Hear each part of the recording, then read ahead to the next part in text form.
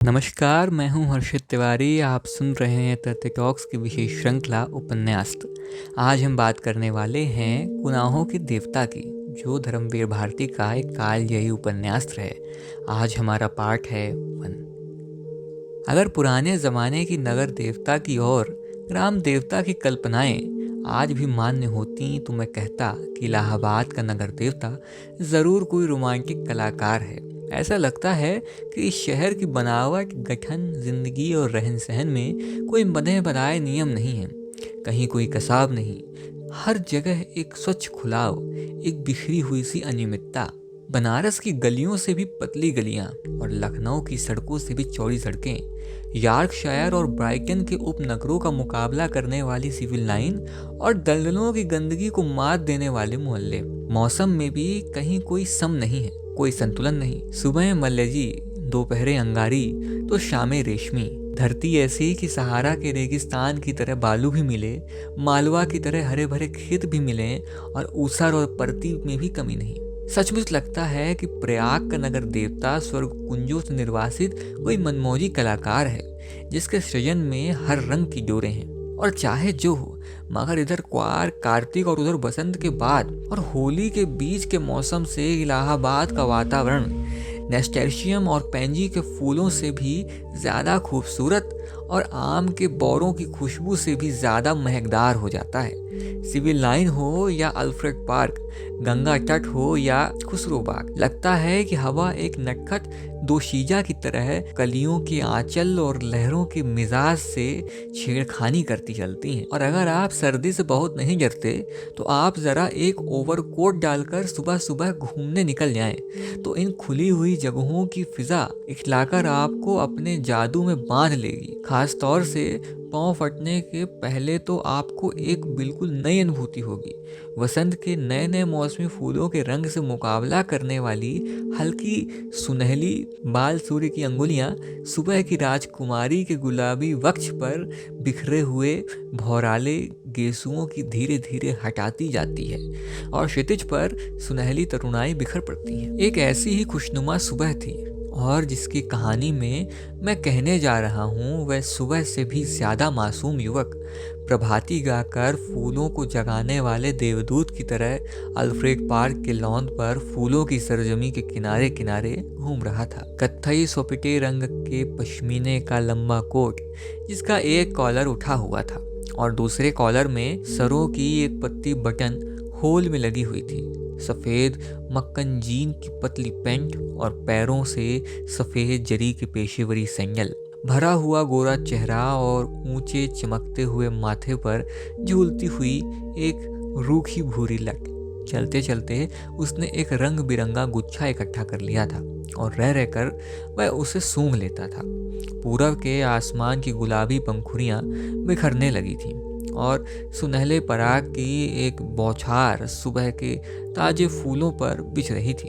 अरे, सुबह हो गई, उसने चौंक कर कहा और पास की एक बेंच पर बैठ गया। सामने से एक माली आ रहा था। क्यों जी, लाइब्रेरी खुल गई? अभी नहीं बाबूजी, उसने जवाब दिया।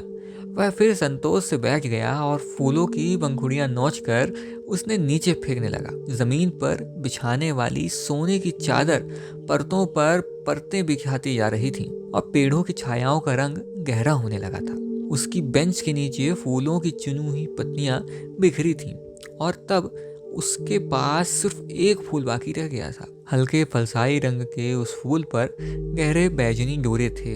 हेलो कपूर, सहसा किसी ने पीछे से कंधे पर हाथ रखकर कहा। यहाँ क्या झांक मार रहे हो सुबह सुबह? उसने मुड़कर पीछे देखा। आओ ठाकुर साहब, आओ बैठो यार, लाइब्रेरी खुलने का इंतजार कर रहा हूँ। क्यों, यूनिवर्सिटी लाइब्रेरी चाट डाली? अब इसे तो शरीफ लोगों के लिए छोड़ दो यार। हाँ हाँ, शरीफ लोगों के लिए ही छोड़ रहा हूँ। डॉक्टर शुक्ला की लड़की है ना, वह मेंबर बनना चाहती है तो मुझे आना पड़ा, उसी का इंतजार कर रहा हूँ। डॉक्टर शुक्ला तो पॉलिटिक्स डिपार्टमेंट में है। नहीं, गवर्नमेंट साइकोलॉजिकल ब्यूरो में है। और तुम पॉलिटिक्स में रिसर्च कर रहे हो? नहीं, इकोनॉमिक्स में। बहुत अच्छे, तुम उनकी लड़की को सदस्य बनाने आए हो। कुछ अजब स्तर में ठाकुर ने कहा। छी, कपूर ने हंसते हुए कुछ अपने को बचाते हुए कहा। यार, तुम जानते हो कि मेरा उनसे कितना घरेलू संबंध है। जब से मैं प्रयाग आया हूँ उन्हीं के सहारे हूँ और आजकल तो उन्हीं के यहाँ पढ़ता लिखता भी हूँ। ठाकुर साहब हंस पड़े। अरे भाई, मैं डॉक्टर शुक्ला को जानता नहीं क्या? उनसा भला आदमी मिलना मुश्किल है, तुम सफाई व्यर्थ में दे रहे हो। ठाकुर साहब यूनिवर्सिटी के उन विद्यार्थियों में से हैं जो बराए नाम विद्यार्थी होते हैं, और कब तक भी यूनिवर्सिटी को सुशोभित करते रहेंगे इसका कोई निश्चय नहीं है। एक अच्छे खासे रुपए वाले व्यक्ति थे और घर के ताल्लुकेदार, हंसमुख, फफ्तियां कसने में मजाक लेने वाले, मगर दिल के साफ, निगाहों के सच्चे। बोले, एक बात तो मैं स्वीकार करता हूँ कि तुम्हारी पढ़ाई का श्रेय डॉक्टर शुक्ला को ही है। तुम्हें घर वाले तो कुछ खर्चा भेजते नहीं, उनसे अलग ही होकर आया था। समझ लो कि इन्होंने किसी न किसी बहाने मदद की है। अच्छा आओ, तब एक लोटस पॉन्ड या कमल सरोवर तक ही घूम ले, फिर लाइब्रेरी भी खुल जाएगी। दोनों उठकर एक कृत्रिम कमल सरोवर की ओर चल दिए जो पास ही में बना हुआ था। सीढ़ियां चढ़कर ही उन्होंने देखा कि एक सज्जन किनारे बैठे कमलों को एकटक देखते हुए ध्यान में तल्लीन है। चिपकली से दुबले पतले बालों की एक लट माथे पर झूमती हुई। कोई प्रेमी है या फिलोसफर? देखो ठाकुर। नहीं यार, दोनों में से निकृष्ट कोटि के जीव हैं। ये कवि हैं, मैं इन्हें जानता हूँ। ये रविंद्र बिसरिया हैं, एमए में पढ़ता है। आओ मिलाए तुम्हें। ठाकुर साहब ने एक बड़ा सा घास का तिनका छोड़कर पीछे से चुपके से जाकर उसकी गर्दन गुदगुदाई। बिसरिया चौंक उठा, पीछे मुड़कर देखा और बिगड़ गया। ये क्या बदतमीजी ठाकुर साहब? मैं कितने गंभीर विचारों में डूबा था, और सहसा बड़े विचित्र स्वर में अपनी आंखें बंद कर बिसरिया बोला, आह कैसा मनोरम प्रभात है। मेरी आत्मा से एक घोर अनुभूति हो रही थी। कपूर बिसरिया की मुद्रा पर ठाकुर साहब की ओर देखकर मुस्कुराया और इशारों में बोला, है यार, शगल की चीज है, छोड़ो जरा। ठाकुर साहब ने तिनका फेंक दिया और बोले, माफ करना भाई बिसरिया, बात यह है कि हम लोग कवि तो नहीं हैं, इसलिए समझ नहीं पाते कि क्या सोच रहे थे तुम। बिसरिया ने आंखें खोली और एक गहरी सांस लेकर बोला, मैं सोच रहा था कि आखिर प्रेम क्या होता है, क्यों होता है, कविता क्यों लिखी जाती है, फिर कविता के संग्रह उतने क्यों नहीं बिकते जितने उपन्यास या कहानी संग्रह है। बात तो गंभीर है, कपूर बोला। जहाँ तक मैं समझता हूँ और पढ़ा है, प्रेम एक तरह की बीमारी होती है, मानसिक बीमारी, जो मौसम बदलने के दिनों में होती है।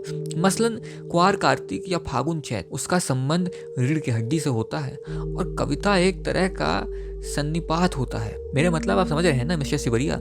सिबरिया नहीं, बिसरिया, ठाकुर साहब ने टोका। बिसरिया ने कुछ उजलत, कुछ परेशानी और कुछ गुस्से से उनकी ओर देखा और बोला, क्षमा कीजिएगा, आप या तो फ्रॉडवादी हैं या प्रगतिवादी, और आपके विचार सर्वदा विदेशी हैं। मैं इस तरह के विचारों से घृणा करता हूँ। कपूर को जवाब देने ही वाला था कि ठाकुर साहब बोले, अरे भाई बेकार उलझ गए तुम लोग, पहले परिचय तो कर लो आपस में। ये हैं श्री चंद्र कुमार कपूर, विश्वविद्यालय में रिसर्च कर रहे हैं, और आप हैं श्री रविंद्र बिसरिया, इस वर्ष एमए में बैठ रहे हैं, बहुत अच्छे कवि हैं। कपूर ने हाथ मिलाया और फिर गंभीरता से बोले, क्या साहब, आपको दुनिया में और कोई काम नहीं रहा जो कविता कर रहे हैं? बिसरिया ने ठाकुर साहब की ओर देखा और बोला, ठाकुर साहब, ये मेरा अपमान कर रहे हैं, मैं इस तरह के सवालों का आदी नहीं हूँ, और उठ खड़ा हुआ। अरे बैठो बैठो, ठाकुर साहब ने अपने हाथ को खींचकर बोला, कपूर का मतलब तुम समझे नहीं। उनका कहना यह है कि तुम में इतनी प्रतिभा है कि लोग तुम्हारी प्रतिभा का आदर करना नहीं जानते, इसलिए उन्होंने सहानुभूति से तुमसे ये कहा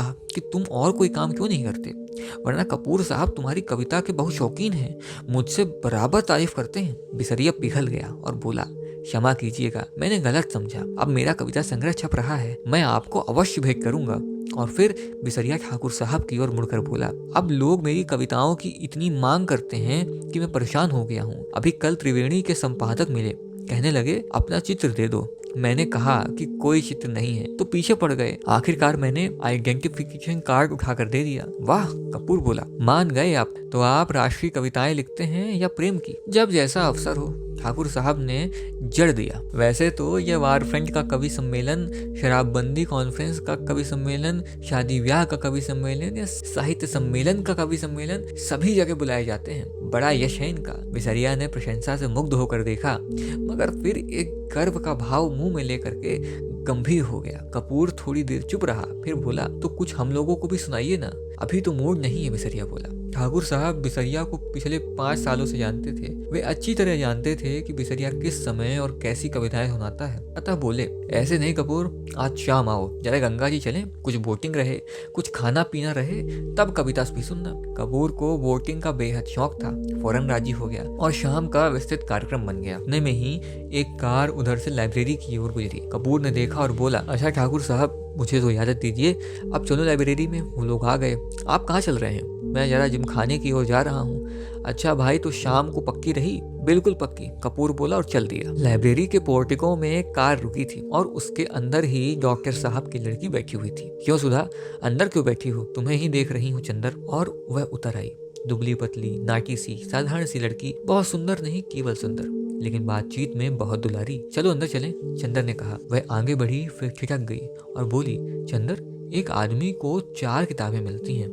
हाँ क्यों? तो उसने बड़े भोलेपन से मुस्कुराते हुए कहा, तो तुम अपने नाम से मेंबर बन जाओ और 2 किताबें हमें दे दिया करना, बस। ज्यादा का हम क्या करेंगे? नहीं, चंदर हंसा, तुम्हारा तो दिमाग खराब है, खुद क्यों नहीं बनती मेंबर? नहीं, हमें शर्म आती है, तुम बन जाओ मेंबर हमारी जगह पर, पगली कहीं की। चंदर ने उसका कंधा पकड़कर आगे चलते हुए कहा, वाह रे शर्म, अभी कल ब्याह हो जाएगा तो कहना हमारी जगह बैठ जाओ चंदर। कॉलेज में पहुंच गई लड़की, अभी तक शर्म नहीं छूटी इसकी, चल अंदर। और वह हिचकिचाती, खिचकती, झिपती और मुड़ मुड़कर चंदर की ओर रूठी हुई निगाहों से देखती हुई अंदर चली गई। थोड़ी देर बाद सुधा 4 किताबें लादे हुए निकली। कपूर ने कहा, लाओ मैं ले लूं। तो बांस की पतली टहनी की तरह लहरा कर बोली, सदस्य मैं, तुम्हें क्यों दूं किताबें? और जाकर कार के अंदर किताबें पटक दी। फिर बोली, आओ बैठे चंदर, मैं अब घर जाऊंगा। ये देखो। और उसके भीतर से कागजों का एक बंडल निकाला और बोली, देखो ये पापा ने तुम्हारे लिए दिया है, लखनऊ में कॉन्फ्रेंस है ना, वहीं पढ़ने के लिए यह निबंध लिखा है उन्होंने। शाम तक यह टाइप हो जाना चाहिए, जहाँ संख्याएं हैं वहाँ खुद आपको बैठ करके बोलना होगा। और पापा सुबह से ही कहीं गए हैं, समझे जनाब? उसने बिल्कुल अल्हड़ बच्चों की तरह गर्दन हिलाकर शोक सुरों में कहा। कपूर ने बंडल ले लिया और कुछ सोचते हुए बोला, लेकिन डॉक्टर साहब का हस्तलेख, इतने पृष्ठ, शाम तक कौन टाइप कर देगा? इसका भी इंतजाम है। और अपने ब्लाउज में से एक पत्र निकालकर चंदन के हाथ में देती हुई बोली, यह कोई पापा की पुरानी ईसाई छात्रा है, टाइपिस्ट, इसके घर में तुम्हें पहुंचा ही देती हूँ। मुखर्जी रोड पर रहती है ये, उसी के यहाँ टाइप करवा लेना और यह खत उसे दे देना। लेकिन अभी मैंने चाय नहीं पी। समझ गए। अब तुम सोच रहे होगे कि इसी बहाने सुधा तुम्हें चाय पिला देगी। सो मेरा काम नहीं है जो तुम्हें चाय पिलाऊं, पापा का काम है ये। चलो आओ। चंदर जाकर भीतर बैठ गया और किताबें उठाकर देखने लगा। अरे, चारों किताबें उठा लाई। समझ में आएगी तुम्हें क्यों सुधा? नहीं, चिढ़ाते हुए बोली, तुम कहो, तुम्हें समझा दें? इकोनॉमिक्स पढ़ने वाले क्या जाने साहित्य। अरे मुखर्जी रोड पर ले चलो ड्राइवर, चंदर बोला। इधर कहाँ चल रहे हो? नहीं, पहले घर चलो, सुधा बोली। चाय पी लो तब जाना। नहीं, मैं चाय नहीं पीऊंगा, चंदर बोला। चाय नहीं पिएगा? वाह वाह, सुधा की हंसी में दुधिया बचपन छलक उठा। मुंह तो सूख कर वो भी हो रहा है। चाय नहीं पियेंगे। बंगला आया तो सुधा ने महाराजिन से चाय बनाने के लिए कहा और चंदर को स्टडी रूम में बिठाकर प्याले निकालने के लिए चल दी।